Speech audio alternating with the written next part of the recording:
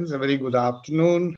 What I am going to do is very briefly recapitulate uh, the creation of this so called post Soviet space, how it has evolved in the last 30 years, how does Russia feel about it, how the rest of the world has responded, how the region has, post Soviet space region has responded to Russia's expectations from the region, and of course, separately, India's footprints in this region. How much have we been able to engage?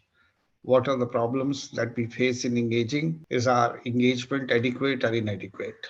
To recapitulate very briefly, the October 1917 revolution in the Tsarist Russia led to the formation of the Union of Soviet Socialist Republics, USSR, also known as Soviet Union. Eventually, there were 15 republics which constituted the USSR. 70 years later, in 1991, contrary to anybody's expectations, with great speed, the Soviet Union collapsed.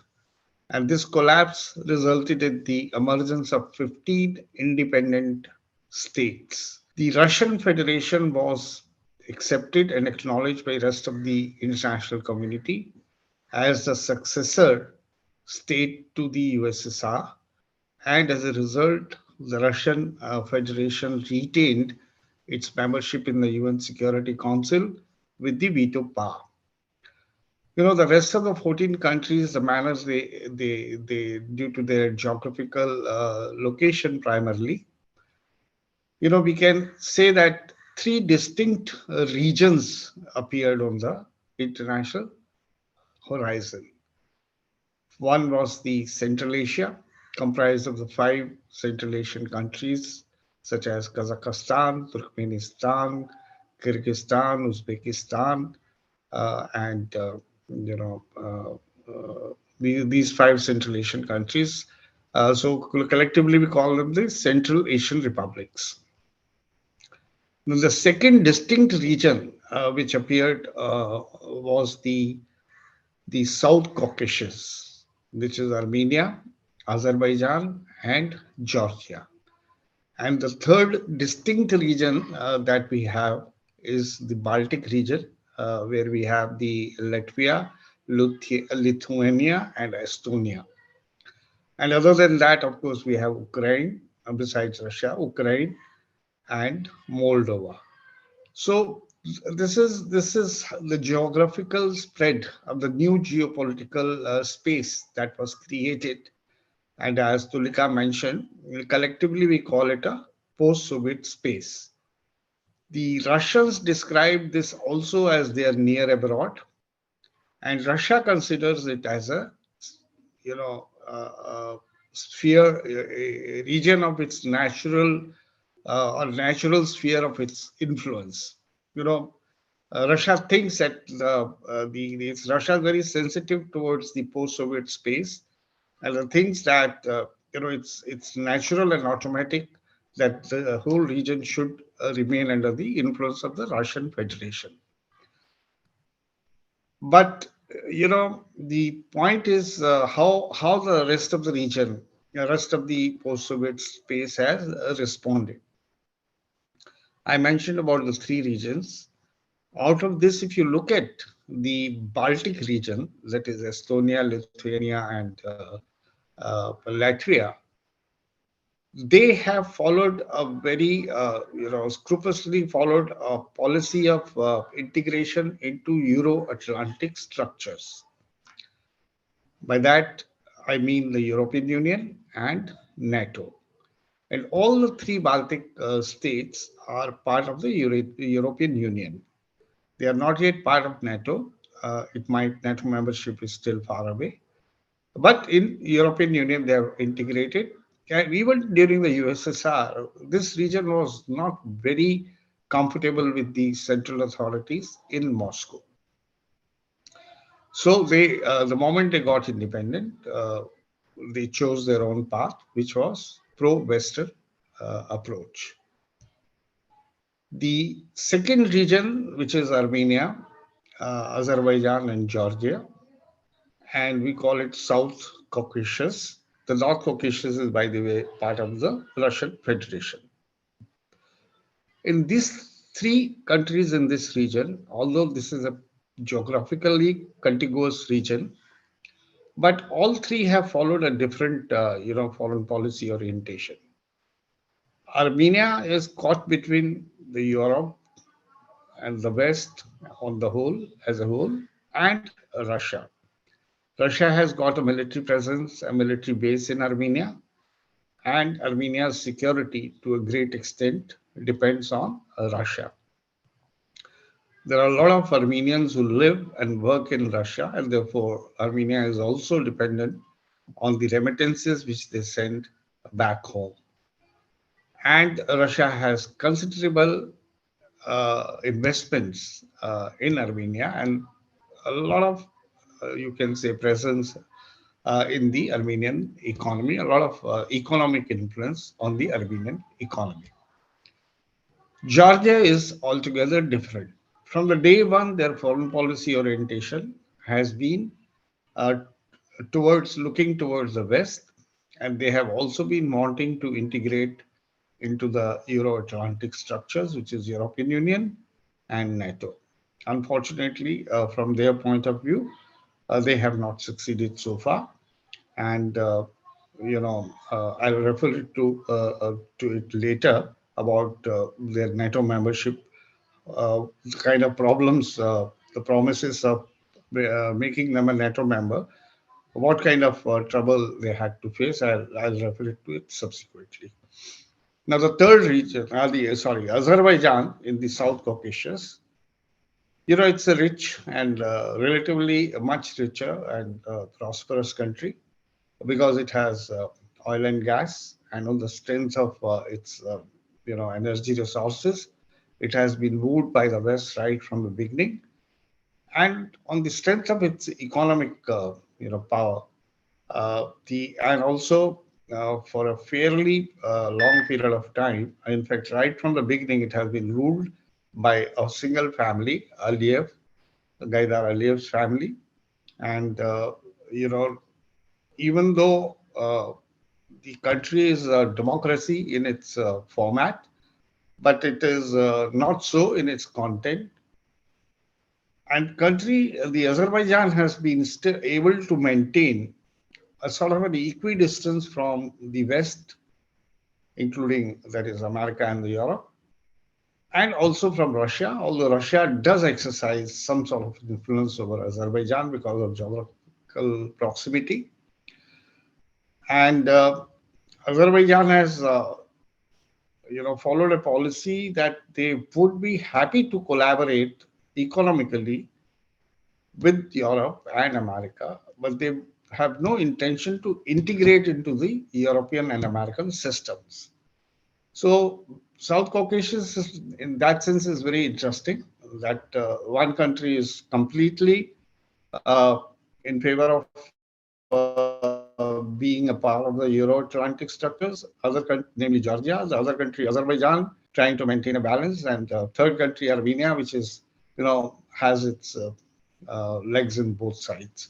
It's partly under the under the Russian influence, and has also special trading arrangements with the European Union.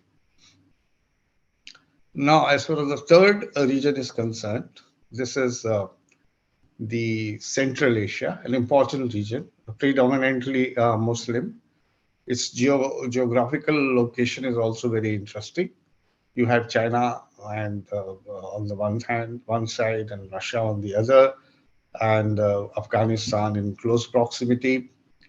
So this is a very important region, and you can say that whether willingly or reluctantly, most of the countries in the Central Asia can be considered as being closer to Russia than to the rest of the world in terms of, although China has also made great inroads into the region in the last 10 or 15 years. So, with this brief, background information, now I would like to focus on the India's India's footprints and the India's kind of engagement in this region. When you see, we have historical and civilizational links with Central and South Caucasus through the Silk Road connections, and there are a lot of cultural interaction which has gone in between our countries, between India and those parts of the world. But if you look at the post collapse of the Soviet Union period, which is 1991 onwards, I think our initially primary focus was on engaging Russian Federation as successor to the Soviet Union for obvious reasons. We had extremely good relations with with USSR, and Moscow. Moscow was the center of gravity of the USSR. Russian Federation is a successor state. UN Security Council veto passed. But more importantly, we had a treaty relationship also. After the collapse, we renegotiated and had another partnership with Russian Federation. But our dependence in defense and to a great extent in energy sector was very heavy on the Russian Federation, and we thought, and of course, Russia subsequently also emerged as one of the uh, global powers in the country, in the world, and therefore it was there was every reason and justification to put our focus on Russian Federation. Also, there were a lot of residual issues which emerged because of the collapse of the Soviet Union. We have a rupee ruble trade special relationship, and how to sort of fix it up. So first 10 years, I would say, after the disappearance of the Soviet Union, our interaction with Russia was on setting the house in order and sort of putting focus on issues of bread and butter. With the arrival of Vladimir Putin at the helm of affairs in Russia in 2000, from that onwards, in the next 20 years, we have slowly and gradually built up a special privileged strategic relationship with Russia. And although the focus continues to be on, uh, you know, energy and the space programs and trade and a couple of in other words the basket is very narrow, but still it's very important. And it's so important for us that in the recent Russia-Ukraine conflict, we have not allowed ourselves to be persuaded by the Western powers to take, a stand against Russian Federation. And, we withstood the persuasion and pressures from the West that we should not buy oil from Russia. And we said, no, energy security for India is primary concern. And also, we want to retain our strategic autonomy. And just because a war is going on in the European continent, and you have different, approaches and different uh, kind of priorities, we just can't blindly follow you. So, but the real reason is we don't want to rock our boat with the Russian Federation because we think it's important. Uh, we can't just, abandon a time-tested friend and allow ourselves to drift towards the Western world because there's a lot of unpredictability there also. So it's a part of our overall foreign policy approaches also. So in other words, in the post-Soviet space, our engagement with Russian Federation can be said to be the best kind of the most comprehensive. As far as the South Caucasus is concerned, I can say I mean, it's clearly visible that between the three countries, Armenia is one country which is, you know, with which our engagement and level of political understanding is very high. And we have received three presidential visits from Armenia. And on two different occasions, the vice presidents from India have visited Armenia. And if you compare it with, say, Georgia and Azerbaijan, we have not had even a single state level or high level visit from these either of these two countries. Now, reasons are many. Um, One could be the fact that Azerbaijan is very close to Pakistan, and very often it, you know, promotes Pakistan's anti-Kashmir agenda. Azerbaijan very often speaks uh, on Kashmir in a manner which is not palatable for India. But uh, so I think this primary this factor, the extraneous factor I call it, appears to have influenced the development of our relationship with Azerbaijan. Now, as far as Georgia is concerned, I told you in the beginning that Georgia's policies are heavily oriented towards the West. But after the war with Russia in 2007, uh, the August war for 7 days in 2008, I think, uh, the Georgians have tried to reach out to India also. They took the initiative, they established a diplomatic mission in India, but somehow we have been, slow pedaling our relation with Georgia. And one of the reasons could be, probably the only reason is again an extraneous factor, because Georgia's relations with Russia are at a very low ebb, and probably in view of the Russia's sensitivities, we have been avoiding any high-level engagements with Georgia.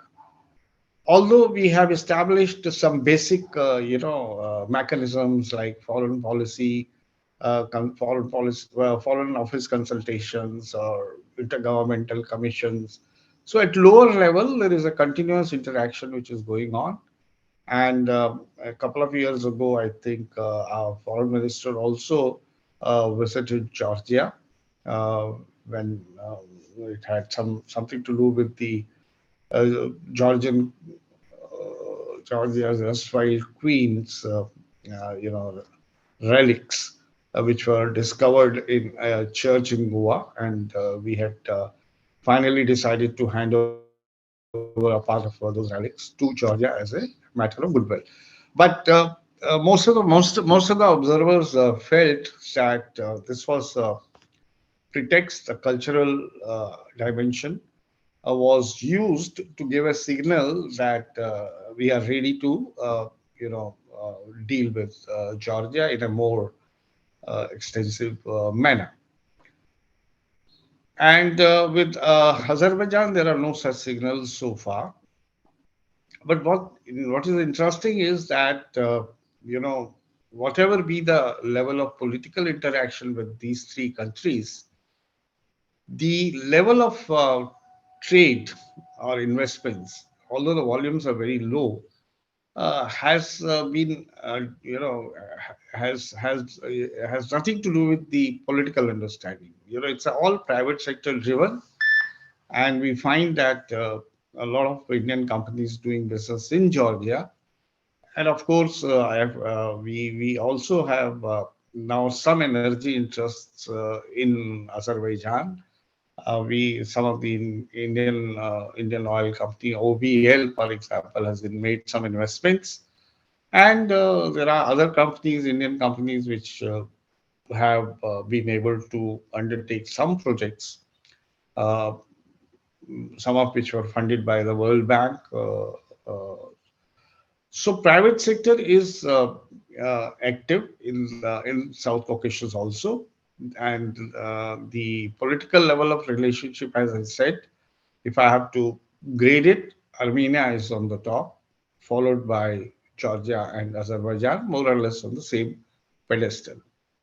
Now, coming to Central Asia. Now, as far as Central Asia is concerned, it's a very important geopolitical and economic space. We call it, it's a part of our extended neighborhood. And although trade and investment, the levels are very, very low. And frankly speaking, I don't see much of improvement in near future also, because somehow private sector in India is wary of investing in that region, because partly, it's next door is Afghanistan, political instability in Afghanistan, and many other factors. But our concerns are three or fourfold, or our interest in the region are three or fourfold. One, as I said, is the security. As I mentioned about Afghanistan, we all know Afghanistan has gone through very difficult, you know, times, and it's also currently under the control of Taliban, who we all know are extremists and terrorists, to say the least. And the nobody in the world is recognizing the Taliban regime, but it remains epicenter of terrorism and also the drug and narcotics supplies. And therefore, it is important for India. And India has, as you know, more than $3 billion of investment in Afghanistan. And somehow it's extremely important for us to engage this region, keeping in mind the long-term possibilities of, extremism or terrorism emanating from this region and percolating down to India against its security interests. Second, of course, is the energy part, and we are energy deficient. We all know about it. We produce much less than what we need, and we are making efforts to reduce our dependence on the fossil fuel energy sources. Uh, but there are limitations of solar energy, wind energy, bioenergy, etc., etc. It will take, also take a lot of time. Nuclear energy at some point of time, it was only 2% of our energy basket. We wanted to make it to 22%, but again, there are some safety related issues with nuclear power also. So energy remains important, and we think, it's Azerbaijan is one possible source. The Kazakhstan is a source for uranium. We need uranium for our nuclear power plants. And the Turkmenistan, of course, is known for abundance of gas. In fact, we also had entered into an agreement of Turkmenistan, Afghanistan, Pakistan, India gas pipeline, popularly called TAPI. Progress has been not at the desired levels because of the security reasons in that area, and also Pakistan's reluctance. Connectivity with the region and through the region is another priority. And we have already taken some projects like International North South Corridor, which is in progress. It's We have already established links with Iran bypassing Pakistan and through Iran to supply to Afghanistan, and also through Central Asia, right up to Russia, and if we take some other routes uh, to Europe, because Azerbaijan is also on the crossroads of many, transport corridors. Already some rail routes are already operational, and of course, gas pipelines are flowing, are in operation for many, many years. So from connectivity point of view, also this is a very important. So geopolitical and economic, both reasons are the primary reasons why we are interested in engaging Central Asia, and we are doing it both through bilateral mechanisms and also through multilateral mechanisms. as far as the multilateral is concerned, the Shanghai Cooperation Organization is one such forum on which we come to meet and interact with some of the Central Asian countries. Now, Russia has uh, tried to exercise control or extend its influence over the post-Soviet space, both through military alliances and economic alliances. But I would say has been successful only in a very, very limited manner. The Collective Security Treaty Organization, CSTO, which has been, some people sometimes try to say that it's Russia's effort to create a counter to the NATO. Uh, but in comparison, CSTO stands nowhere in front of NATO. So only few, four, five, six countries have responded, and they are the members of the CSTO. And recently, when there was Armenia-Azerbaijan conflict, Armenia is a member of CSTO. Armenia was quite disappointed the manner in which CSTO had responded or did not respond to Armenia's concerns arising out of Azerbaijan's aggression. So even within the CSTO, I would say there are not much of there is not very coherent at this point of time, and it's not. It's basically all poor countries except the Russian Federation. Russian Federation has made one more effort in the economic field by creating, Eurasian Economic Union or Eurasian Economic Community. About four or five countries again have joined, and their idea is to integrate the economies of some of the post-Soviet states and promote trade and economic relations and investments. In fact, India is also negotiating free trade agreement with the European Eurasian Economic Community. The idea is to then, uh, uh, promote or increase the volumes of very limited trade and investments at this point of time with the region. So this is and the last region, of course, the Baltic. Unfortunately, I think our engagement with this region is very peripheral, and although there have been in the recent past some moves to interact, and there have been some visits from Latvia, Estonia, and one of those countries have also opened their diplomatic presence here in New Delhi. But maybe geographical distance and lack of connectivity, or also the fact that their foreign policy orientation is tilted towards the West. Uh, it's on the fringe of our, you know, India's radar as far as the uh, interaction or political understanding is concerned. Now, the point is how, I mean, as we know that the I had separately spoken about the Russia-Ukraine conflict, if I remember correctly, on this forum. But it's important that we understand the the reasons, the roots of the conflict. You see, in the 90s, after the disintegration, apparently Russia was given the understanding that uh, the NATO will not expand eastwards and come closer to the Russian borders.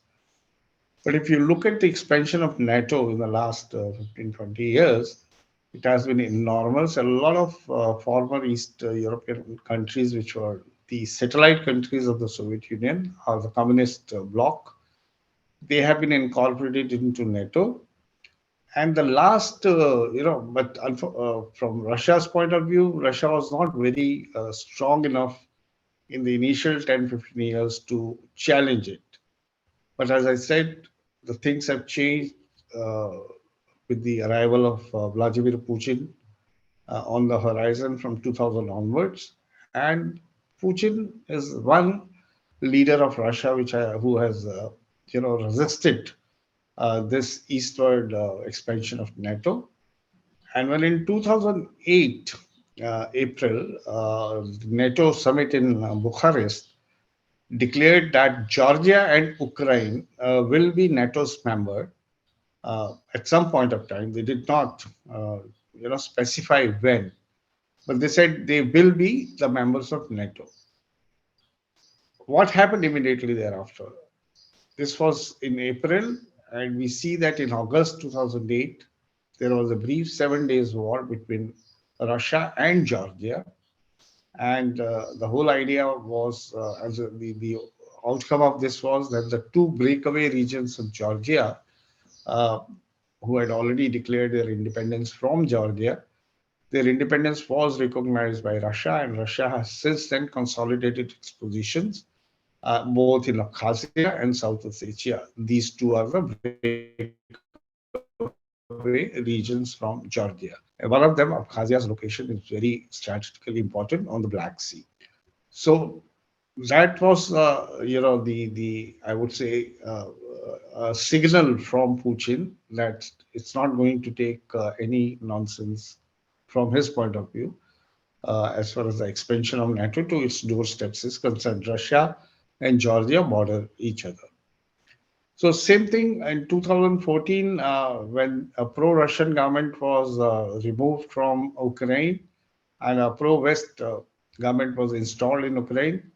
We saw how Russia moved in, and the Crimea, the region of Crimea where a lot of Russian-speaking persons live, was annexed, and through a referendum, it was made part of the Russian Federation. And now we have February 22, the latest episode, when Russia made some suggestion, gave a draft agreement or a new treaty wanted to be concluded with NATO, getting guarantees, security guarantees, and when West did not respond, Russia has intervened uh, through the so-called special military operation, and we have seen the kind of repercussions this intervention has had in terms of you know um, inflation, in terms of disruptions in chain supplies, in terms of energy security, particularly for the West, oil prices, and also India has found itself in a sort of a situation where it had to do a lot of tightrope walking because of late everybody thought Americans thought, the Westerns thought that India is very much close to us. Americans have got a so-called comprehensive global strategic partnership with India. Many European countries have very close relationships with India. We are their special defense partnership with the United States of America.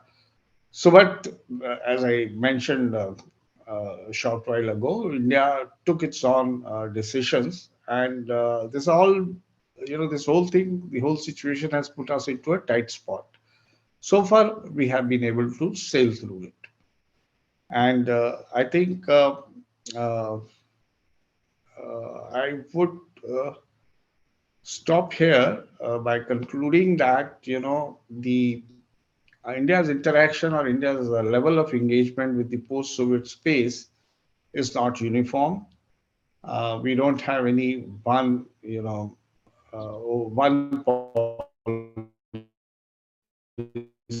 or you can say any singular approach towards the post-Soviet space. It has been dictated and guided by the manner in which this post-Soviet space has evolved and the kind of priorities they have decided for themselves in terms of their foreign policy orientations.